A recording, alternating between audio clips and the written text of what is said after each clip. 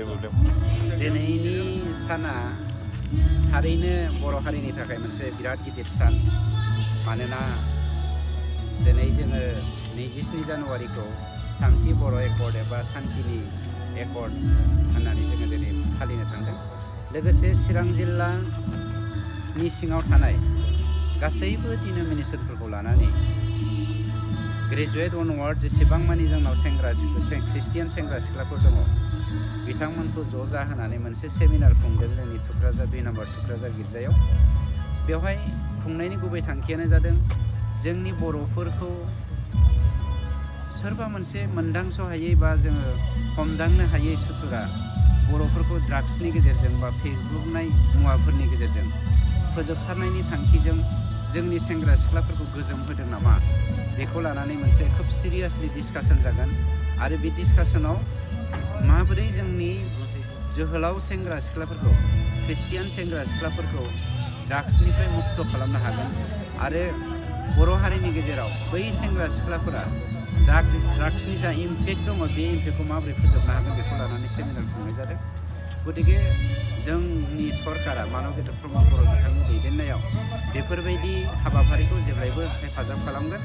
मानोना दुलाराय बर' फरायसा आफाद, बर'नि मोनसे सिनस्रि आफाद बर' थुनलाइ आफादा जि सानस्रिजों जोनोम जादों गेरेमसा हारि दानायनि बा माहारियारि बादखौ नोजोर बोनानै बेखौ जाफुंसार होनोब्ला जों साफ्रोमबो बर' फिसायानो सांग्रां जानांगोन। सुथुरफ्रा डाइरेक्टलि इनडाइरेक्टलि फोजोबस्रांनो नागिरनायनि जा हाबाफारि बेनिफ्राय जोङो मुक्त जानायनि माखासे हाबाफारिखौ मावनो हानांगोन।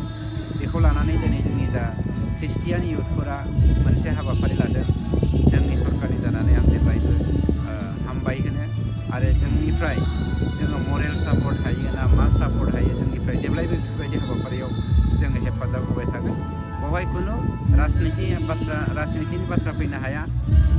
बेवहाय बर' समाजनिल' जोङो बाथ्रा सानदों आरो बेवहाय डिनोमिनेसननिबो बाथ्रा थानो हाया। बेवहाय ख्रिस्टान हिन्दु बायदिसिना धोरोमनि डिफारेन्स लाबोनायनि बाथ्रा थानो हाया। इयुथफोरखौ जोङो माबोरै बेफोरबायदि एन्टि ससियेल एलिमेन्टनिफ्राय मुक्त खालामनो हागोन बेसो मेन हाबाफारि। ख्रिस्टियानजों लोगोसे बै गुबुन धोरोमफोरनि आफादफोरखौ मा खालामनो सानो सारा बेफोरबायदि हाबा मावनायनि सायाव? डेफिनेटलि दिनै जोंनि बिटिआरनि सिङावहाय थानाय जेसेबां सेंग्रा सिख्लाफ्रा ड्राग्स एडिक्टेड जादों फेग्लुंनाय मुवाफोरजों फेनानै जोंनि नंगौ लामानिफ्राय एरखेनो थांगासिनो दङ। बेनिफ्राय जोङो रैखाथि मोननोब्ला जेरै ख्रिस्टियान सेंग्रा सिख्लाफ्रा जोंनि माखासे प्रफेसारफ्रा जा हाबाफारि लादों आं खोब गोजोननाय मोन्दों। बेफोरबायदिनो ख्रिस्टियान समाजनि गेजेरावल' नङा ख्रिस्टियान धोरोमारिनि गेजेरावल' नङा बे बाथ्राखौ जोङो साफ्रोमबो बर'नि सिगाङाव खाथियावहाय जों मेसेज हरनो हानांगोन।